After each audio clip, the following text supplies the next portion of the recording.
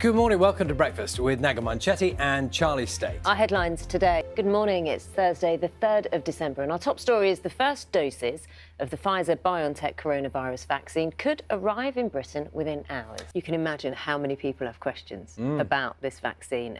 We're going to answer some of them at 8:30. We're going to be joined by the Deputy Chief Medical Officer for England.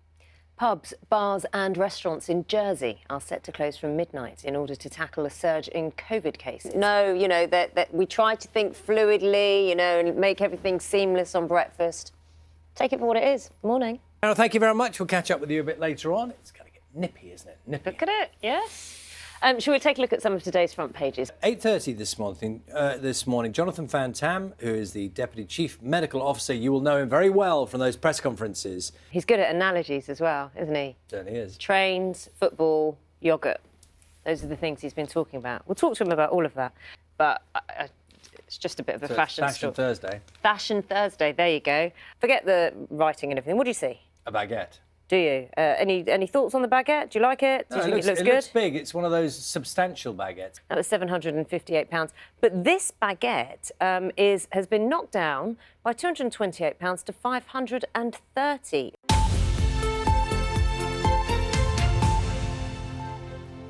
Hello, you're watching Breakfast with Naga Munchetty and Charlie State. Good morning. Thanks, Mike. 6:43 on a Thursday morning. What are we saying this morning, Carol? Are we saying...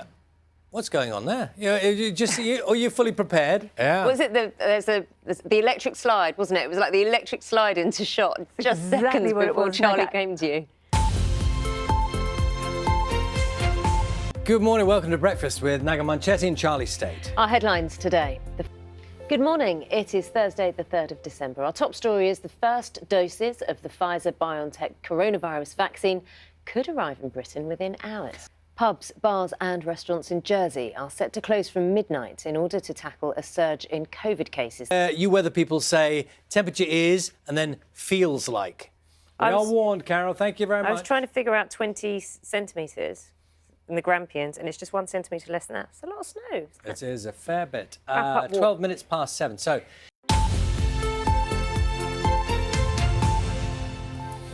Hello, this is Breakfast with Naga Munchetty and Charlie State. Good morning to you. Students sitting GCSE and A-level exams in England next year will be awarded more generous grades to compensate for the disruption. You're going to see anything in the next few days, any events, or you're outdoors, Carol? Gonna be nippy, right? Certainly is the answer. Indeed. So, Carol's talking about the weather there.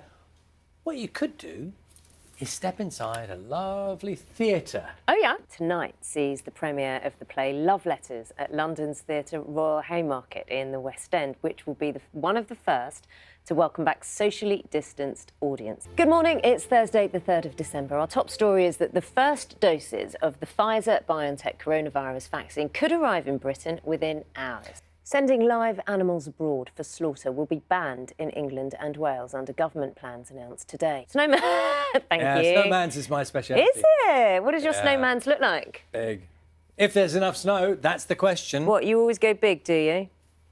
Thanks, Carol. 11 minutes past 8 right now. So for those living and working in care homes, news that a coronavirus vaccine has been approved will have come as a huge relief. I'm really keen. We're going to be talking to Jonathan Van Tam, the Deputy Chief Medical Officer, in about 20 minutes, 15 minutes. And I'm really keen to know what the atmosphere was like. Really cold, isn't it? The only thing I would say is that I don't doubt, Kevin, for a second, OK, that he was in an ice bath. Didn't actually see the ice in the bath. I didn't actually see it. He was very calm for somebody who's... But I suppose the shock is when you first get in. Yeah, and he's used to it, isn't he? And this is a man who's running 7 marathons in 7 days. He's not going to be fazed by an ice bath, is he? And generosity is spurring him on. It's just... It is bordering on absurd that he should run faster the day after having done a marathon. Wedding anniversary, had to get back.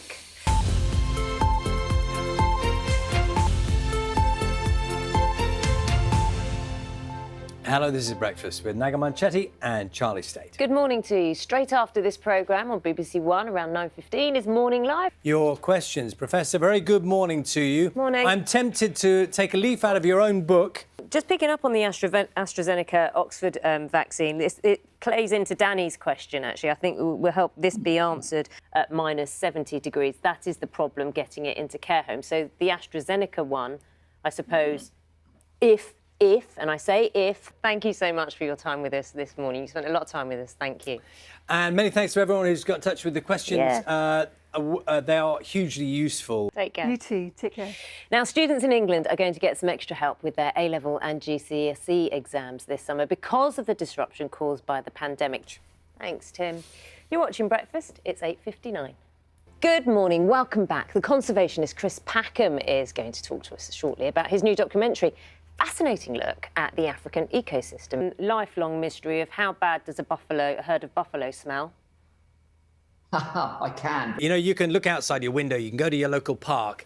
So at the moment, this time of year, and I know Carol's talking about, you know, some very cold weather, some snow coming up. If people are out walking around, looking at their surroundings, thank you so much. And the images from the series are amazing. Waterhole Africa's Animal Oasis on BBC 2 tomorrow, 9 p.m. Time for Morning Live. We'll be back with you tomorrow from 6.